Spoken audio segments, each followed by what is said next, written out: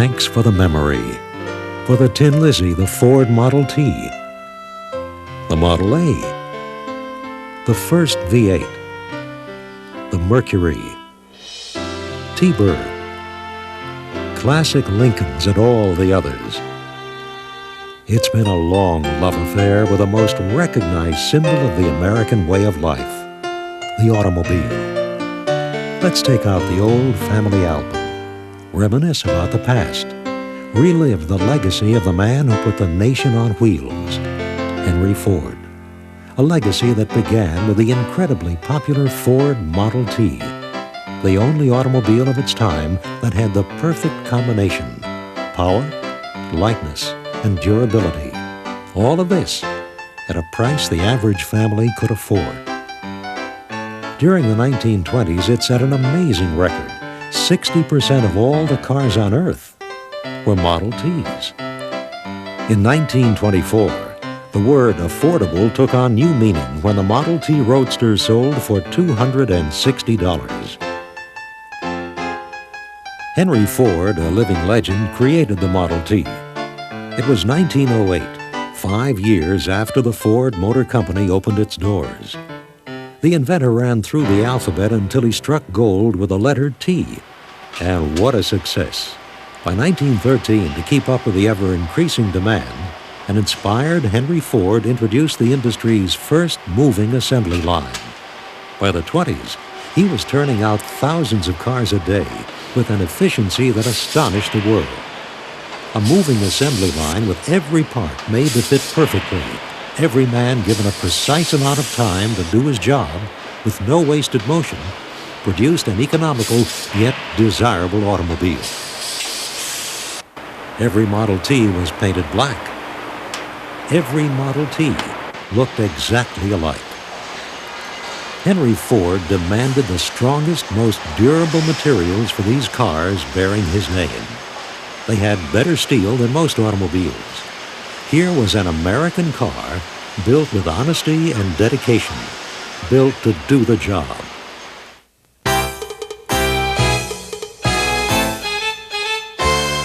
The Model T was tough as nails, a genuine folk legend. It would go anywhere. Its fame and glory came from true adventures and heroics. Where there weren't any roads, it would make its own. No challenge was too great. Up a high mountain pass through deep snow? Don't bet against it. The Model T was everything, rugged and faithful. It was often called the Flivver or the old Tin Lizzie, but always with affection. Its profile could be recognized a half-mile away. The Tin Lizzie worked well in any situation, and it had character. At times, stubborn as an army mule. Speed burners on dirt tracks, an exciting combination. They added to the Model T legend as they challenged all comers.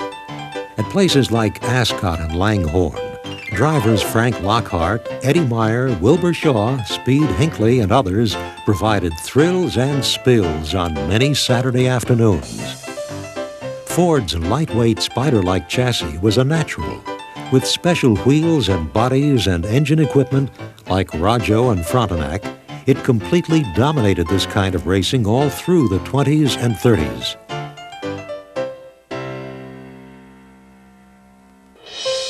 The country was ready for the Model T. It took Americans out of their homes and put them on the roads.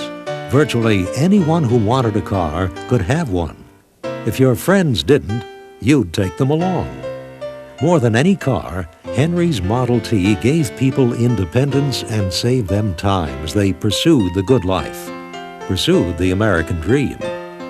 It was some car, preparing the foundation for everything we enjoy in today's automobiles. If it was up to Henry Ford, he'd have kept on making the Model T, the car he built to last forever. But the end was in sight, the end of an era. May 26, 1927. The automaker and his son Edsel were on hand to see the 15 millionth, the last Model T, roll off the assembly line. Times were changing, but Henry's old Tin Lizzie would be a tough act to follow.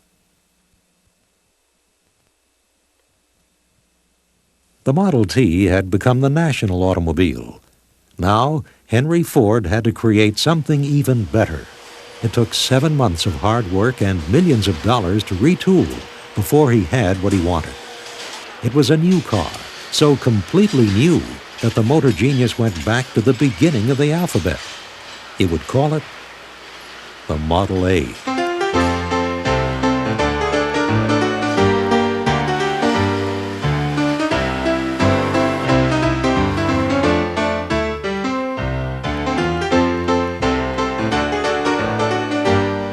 The 1928 Model A was all Henry and Edsel Ford wanted it to be. Simple, yet everything new and up to date. From the chassis with a quick 4-cylinder engine, 4-wheel brakes, and sliding gear transmission, to the body's more sporty lines. When it made its debut, it was easily the greatest new model introduction in automobile history. There hadn't been a new Ford in 7 months. 10 million people turned out to see the Model A in the first day and a half. Hundreds of thousands of orders were taken. One of the first to take delivery of a new sedan model was cowboy humorist Will Rogers, a longtime Model T owner.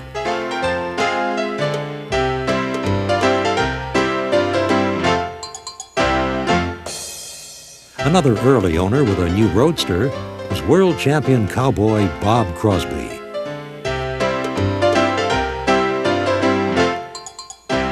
The new Model A Ford received so much national publicity that it was becoming very fashionable to be seen in one.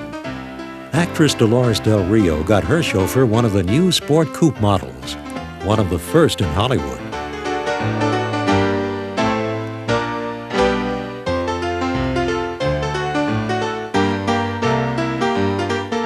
Women liked the car. It made them feel sporty.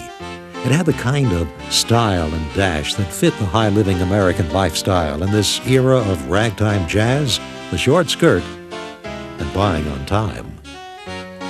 The wealthy liked the Model A because it was the latest thing, the in thing, a decided change from their stuffy limousines.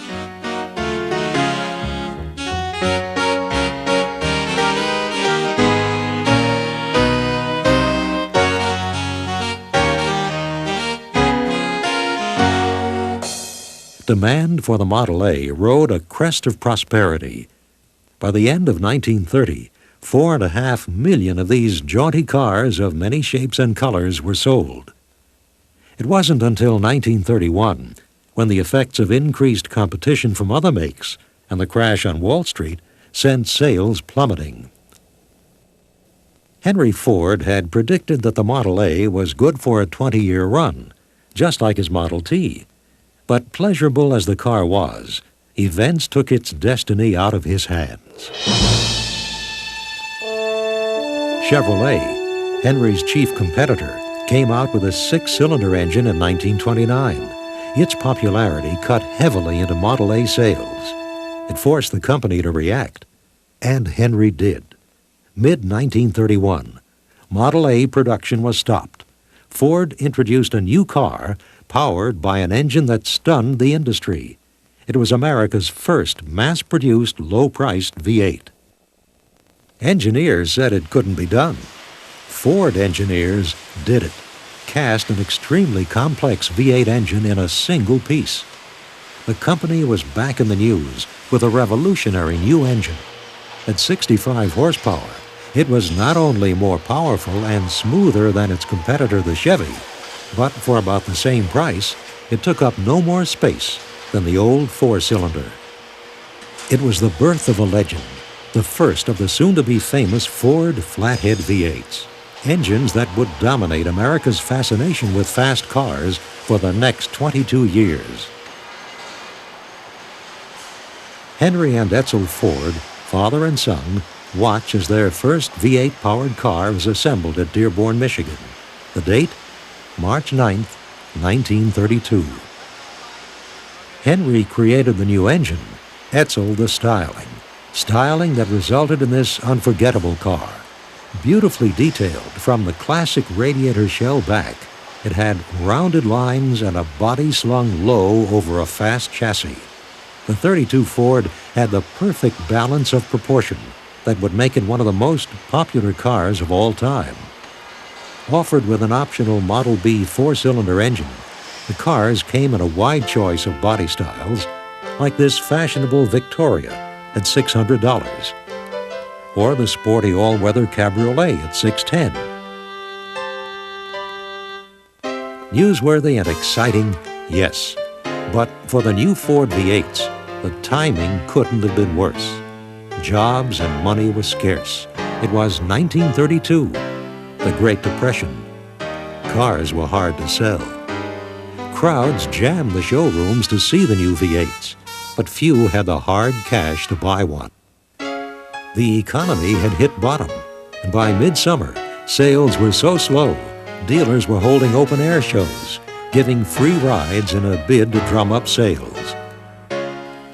Unscientific, but entertaining, riders in an open Phaeton model are told, "See how the V8 sticks to the road." But enough Americans did buy those first V8s. Henry Ford was on the right track with his new engine. The 32 Deluxe Coupe gave a hint of what lay ahead in styling. It was the first Ford with racy front-opening doors. The 1933 V8 set the pattern for a complete styling change every 2 years throughout the 30s. And what a beauty! Winged front fenders, heart-shaped grille, rakish body lines, sheer poetry on wheels. It was state-of-the-art body design matched to the fastest, strongest, most flexible chassis in its class. The stunning new 1934 Ford was basically the same car, but with more horsepower and a few classy refinements. The Depression was easing, and improved economy meant more people buying cars, more people traveling to places like the 1934 Chicago World's Fair, where Ford offered free rides at its big exhibit. That June, the millionth V8 came off the assembly line.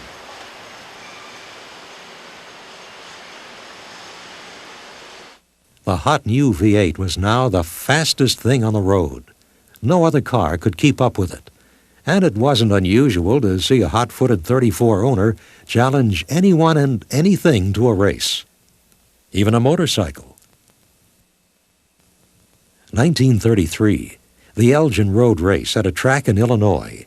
Stripped-down Ford Roadsters stunned national stock car racing when they easily took the first 7 places to win. For its time, there was simply no car in America, big or small, that could challenge the Ford V8's power through the turns and speed down the straightaways.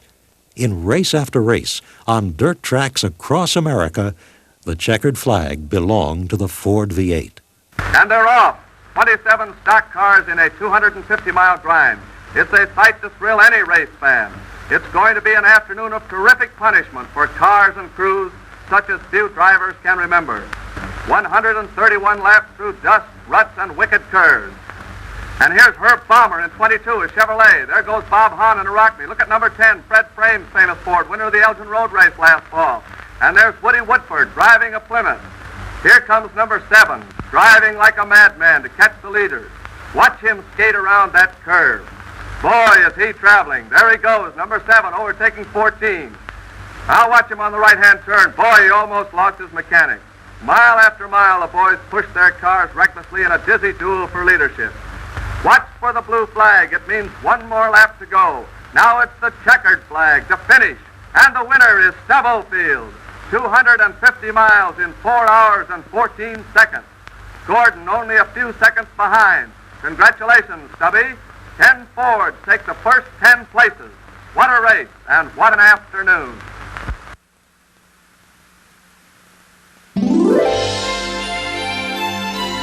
It wasn't until 1935 that the fast and popular Ford V8s beat Chevrolet in the all-important sales race. These cars were longer and roomier. Ford sold 1 million that year, setting a record that would stand until 1950.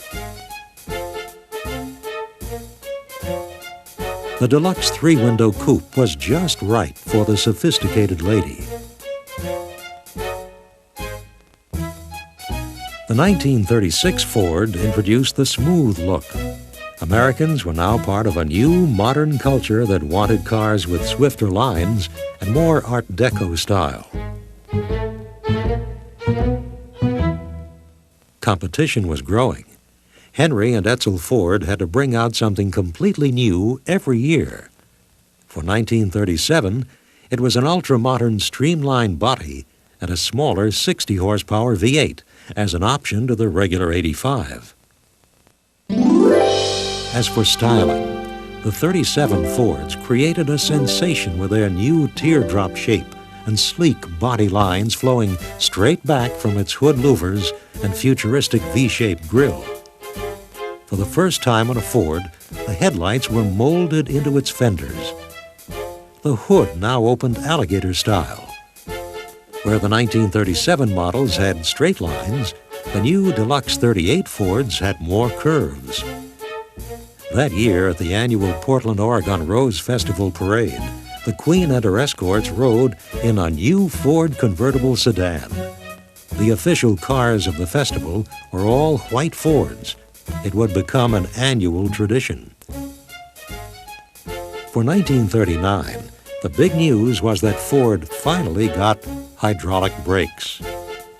Advertising became increasingly important. Ford made its first movie theater commercials in color. A stabilized ride, new cushioned comfort, ease and quiet, new travel luxury in every Ford car. Get the feel of V8 performance.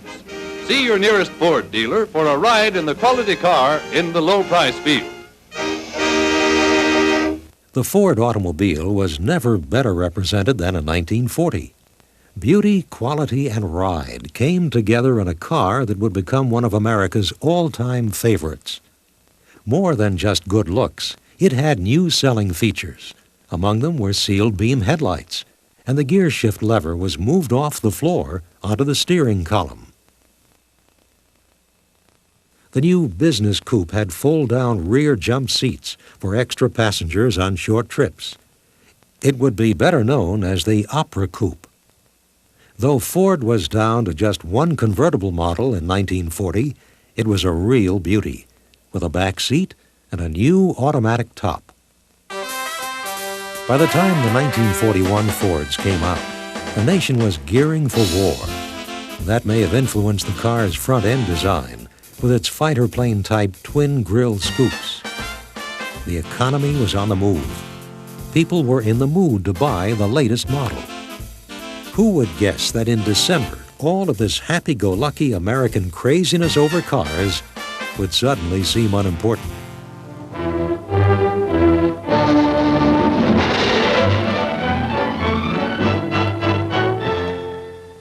While the Battle of the Pacific spread today over a 5,000-mile front, the United States formally declared war on the Empire of Japan.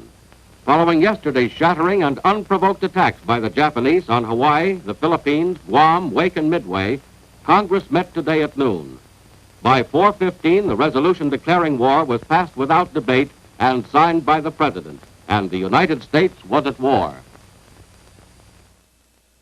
Ford's new models had already been introduced when the war broke out, but all civilian car production was stopped on February 10, 1942. Ford had a new mission. They would build military equipment for the Allies. In the service of America, Ford, the mass builder, has made thousands of Jeeps.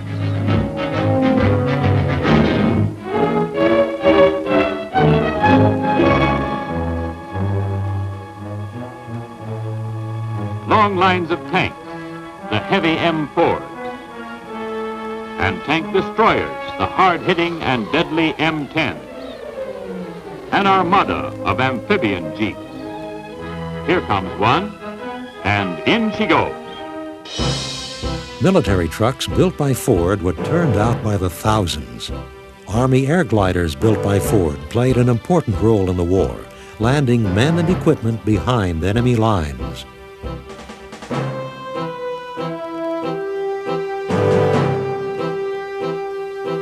The company created a miracle at its big Willow Run plant. It built giant B-24 bombers like cars on a moving assembly line. In 1944, B-24s were coming out of Willow Run at the incredible rate of one finished bomber every 2 hours.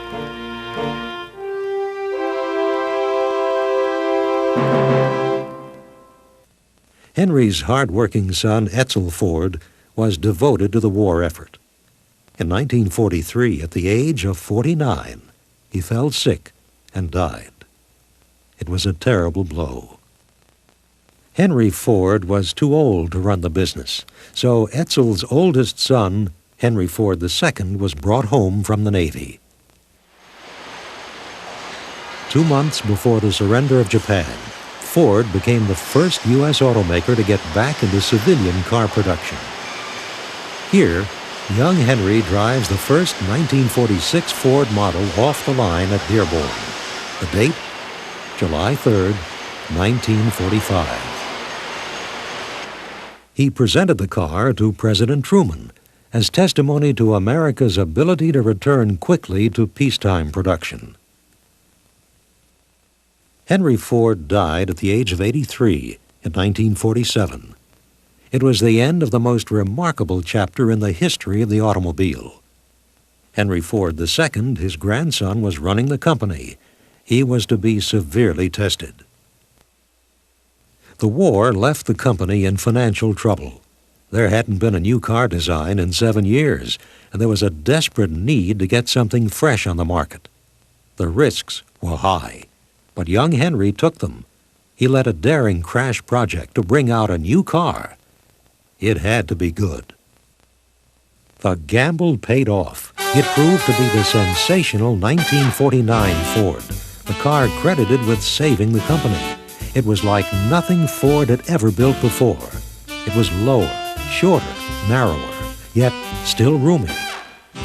By now, people were buying cars by how they looked. Ford's new look for 49 projected clean lines leading to a bullet-shaped grille.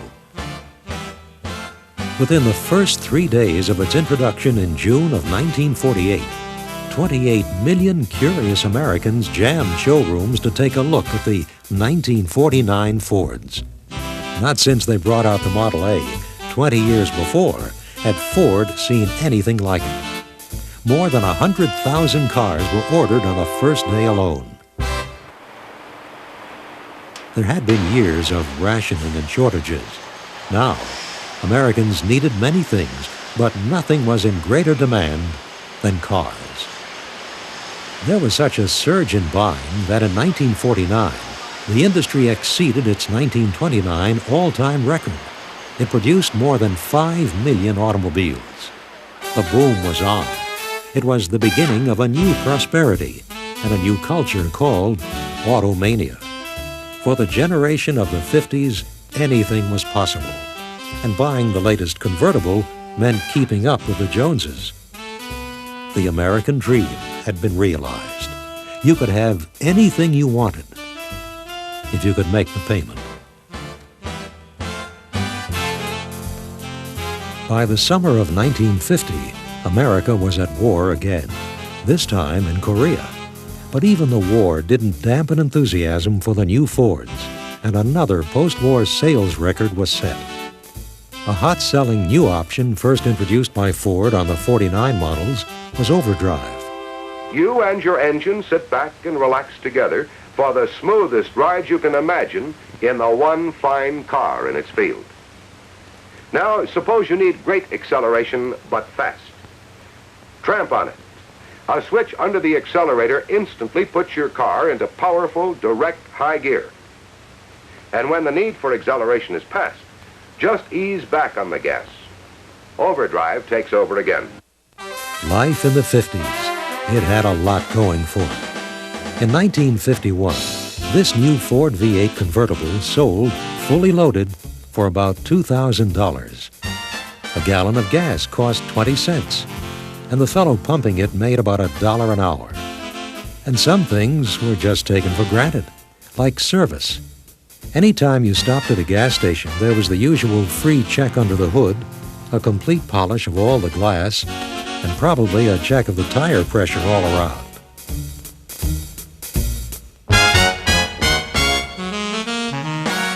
On the dirt track scene, hardtop racing was in. It was the latest craze in stock cars, and almost always they raced pre-war Ford V8s. For the darndest, dizziest, dustiest, and most dangerous race of them all, take a dirt track and fill it with stock cars held together by chicken wire and pure fool nerve. The result is a jalopy jam fest, a nightmare on wheels.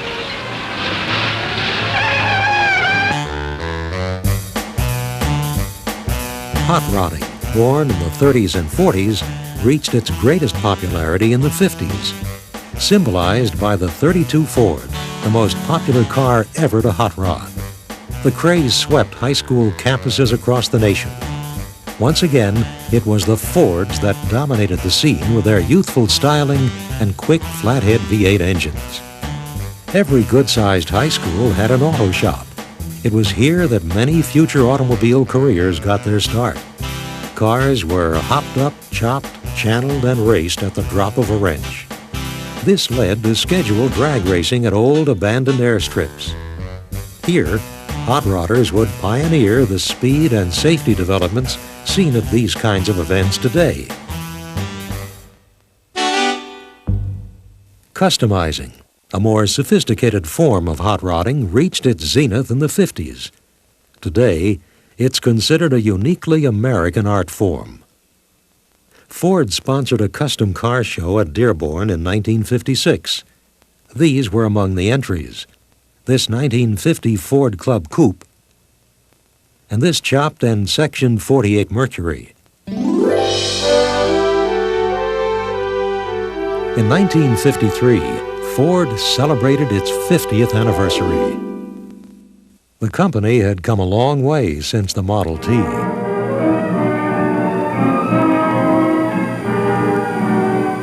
The gleam of new chrome, the sparkle of new paint, and that wonderful perfume that only comes from a new car. Yes, it's a familiar scene, one that's played every day all over America. And we're all better off because of it.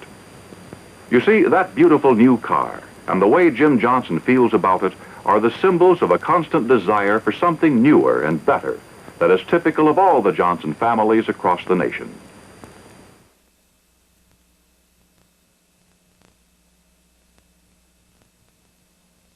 "1954 marked the end to the famous flathead V8 after 22 years. It was replaced by Ford's first overhead valve V8 engine, the Y block. There were other new Ford features this year.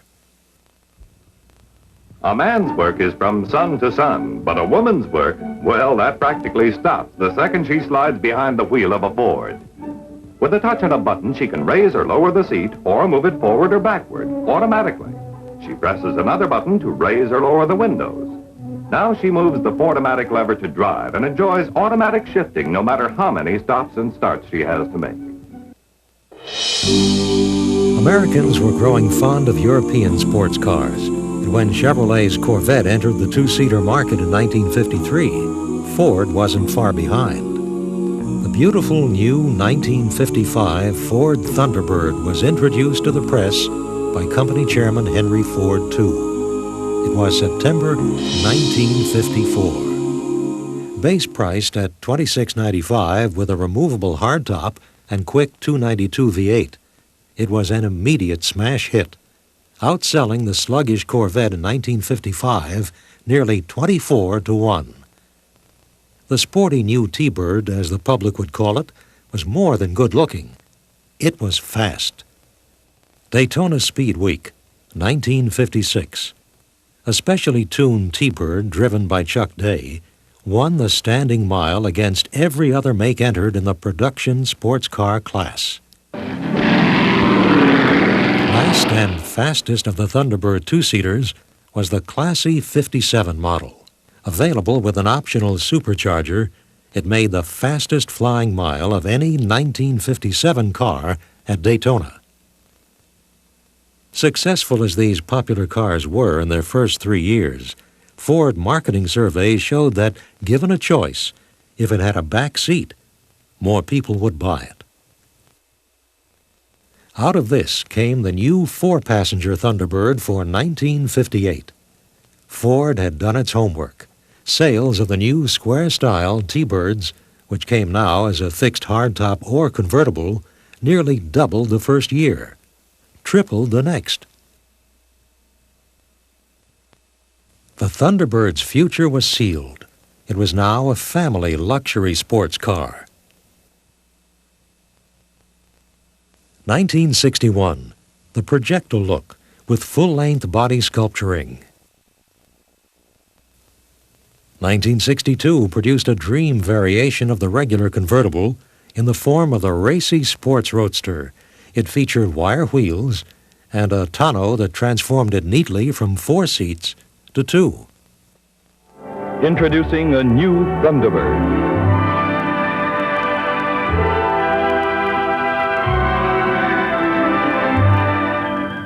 So different, so beautifully different.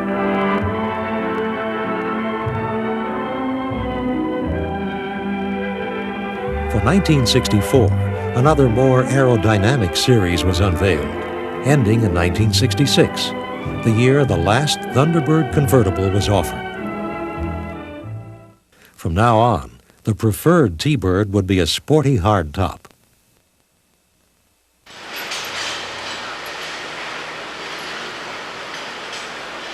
Meanwhile, back in 1955, the Ford line for that year got a fresh new look. Glitz and glamour were in. The car's most striking feature was the full-length body molding that dipped at the door to divide some splashy new two-tone color combinations. Top of the line was the new Fairlane, named after Henry Ford's home in Dearborn, pictured here as a backdrop to a 1956 two-door Victoria model. The colorful 56 Fords were a little changed from the 55s, except for trim and some new safety features. In 1957, the latest rage was tail fins. That year, Fords were modest compared to others. Considering the period, a time of silly extravagance, the car's styling was fairly clean and simple. The most talked about car of 1957 was the new Ford Skyliner. Just about 50 seconds, less than a minute to change from a hardtop to an open-air car. The world's first and only true hardtop convertible. That's the Fairlane 500 Hideaway Hardtop. In late 1955, Ford Motor Company offered one of the most stunning cars of the decade, the top of the Lincoln line, the new and very limited production Continental Mark II. Virtually handmade, elegantly styled, with some of the purest, understated lines to come out of Detroit. It was America's longest, and at $10,000, its most expensive car. The Lincoln nameplate joined the company in 1922. That year, Henry Ford bought the failing Lincoln Motor Company. His young son Edsel was given an assignment: make it into one of the great names in luxury cars.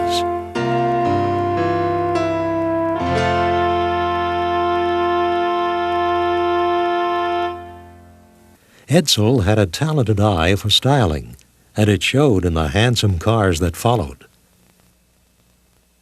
By the end of the 1920s, the ritzy Lincolns were not only a favorite of high society, but fast enough that Chicago's police department bought a fleet of them to go after Al Capone. Another Lincoln fan, Detroit's police chief, carried out his duties during the Depression in his big 1932 staff car. That same year, the pace car for the Indy 500 race was one of the beautiful new roadster models. The driver was Edsel Ford. The 30s were the all-time classic years of the automobile for grand scale, style, and embellishment. There was a national depression. Competition was keen. Yet, it was during this remarkable time that Lincoln would produce some of the most beautifully designed and exquisitely built cars ever made in America.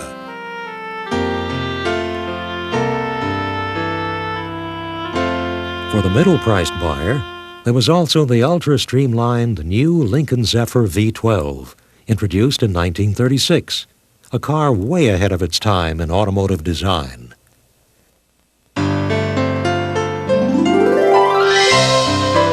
Edsel Ford and his Lincoln designers created a car that is considered one of the true milestones in automotive design. The year was 1940. The car was the Continental. That first Continental, those that followed, won many fans.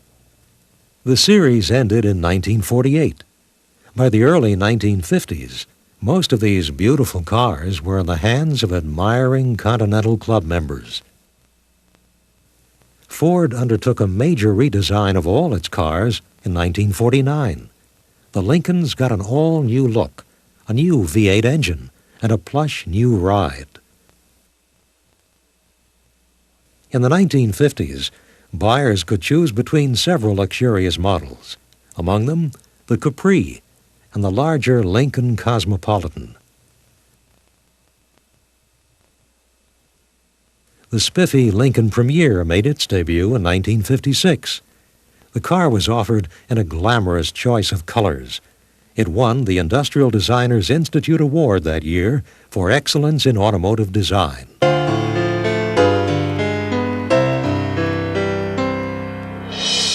Mercury, another popular nameplate. It's played an important role on the American automotive scene. Placed in the middle price bracket, it was introduced in 1939. Designed to compete with GM's Oldsmobile and Pontiac, the Mercury line proved to be one of Ford's most successful car launches. A winner right from the start, it appealed mostly to a rising new American middle class, offering the right combination of power, comfort, and sporty good looks. The new Mercury for 1949 continued its winning ways with a low silhouette and shapely lines.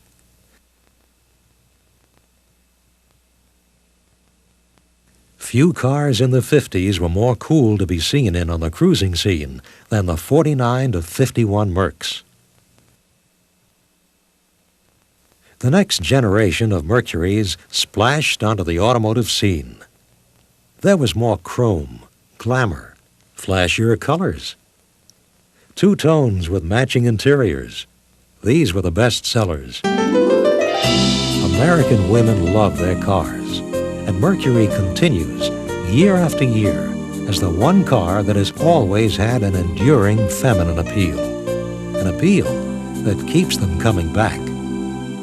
You just can't beat a 58 Ford. Try one out soon at your Ford dealers. Tell them old Ern sent you in. Thank you.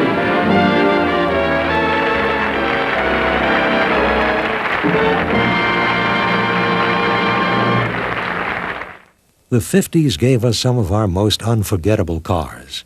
Cars that would come to symbolize an era of bold, glittering excess. The 60s paid homage to youth and all-out performance. Live a wondrous new life in the Fords of a lifetime, the finest new Fords of a lifetime, in a beautiful, wonderful new world of Fords. Amid the enchanting fountains of Villa d'Este, Ford presents its newest top-down creation, the 1961 Sunliner, a new classic among convertibles. Introducing the first Falcon V8, the sprightly Falcon Sprint, fresh from its conquest of the Monte Carlo Rally. Its new scat-back roofline and hardtop styling are now offered in other Falcon models too. In the Sprint, you also get bucket seats, a console, a new wood-like steering wheel, and a tachometer. And now listen to this. The V8 engine that's standard in the Sprint is now available in every Falcon. It's the world's most fun-to-drive compact, the 63.5 Falcon Sprint.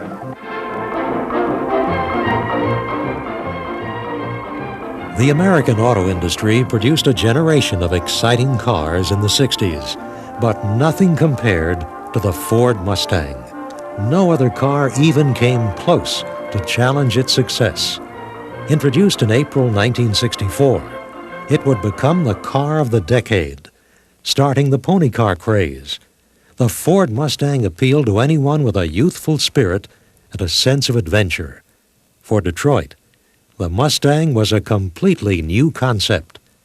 It combined sports car size and looks with hot performance, low price, and a back seat.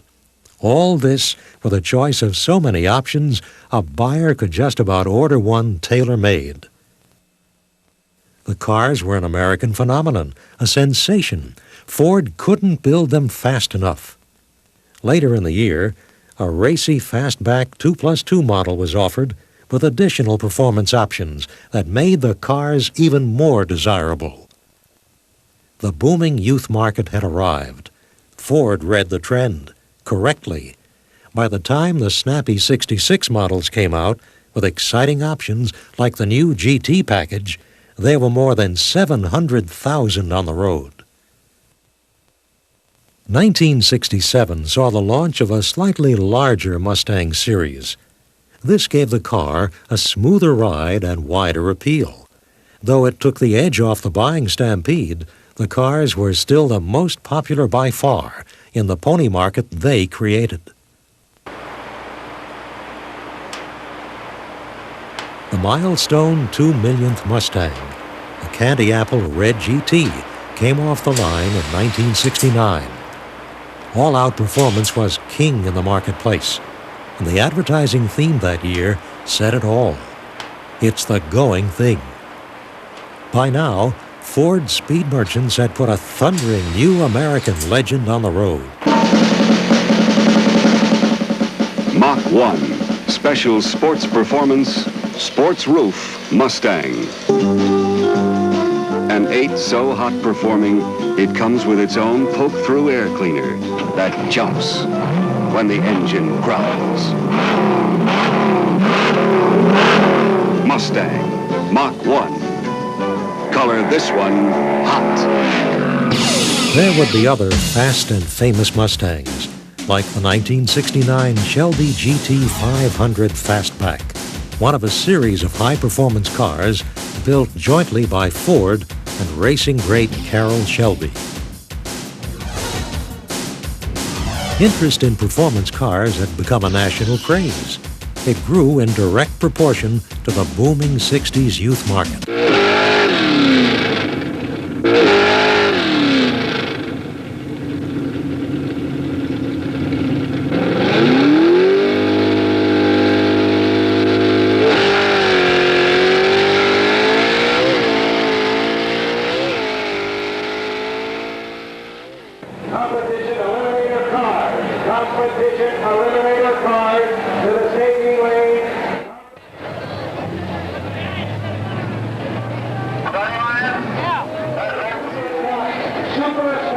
Ford Motor Company was into racing in 1963.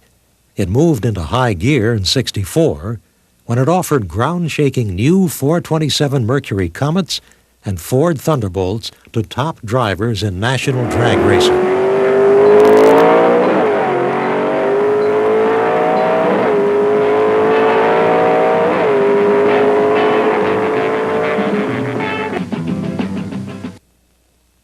The investment in performance really paid off. When Gas Ronda took the National Top Stock Championship in 1964 with his hot 427 Ford Thunderbolt, race fans wanted one just like it. This is Van Patrick at Riverside, California, home of the rugged Riverside International Raceway, where the first major race of 1964 was held Sunday, January 19th. Stock car racing was hotter than ever, and Ford was back in a big way, sponsoring some of the top race teams and drivers with a new high-performance 427 Ford Galaxy.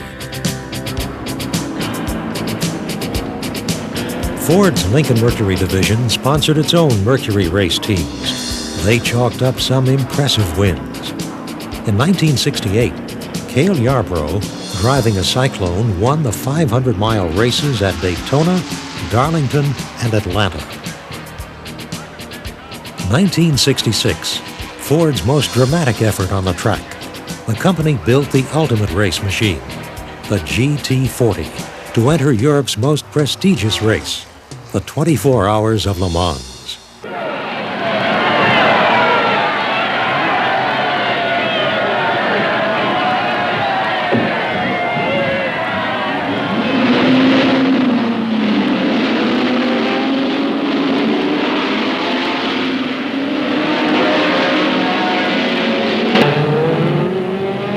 In the first few hours, the highly tuned 7-liter GT40s ran away with everything. They beat the favored Ferraris, beat them badly, and went on to win easily 1, 2, and 3. It was a big win for Ford, a big win for America. The next year, in 1967, the cars returned to repeat their victory.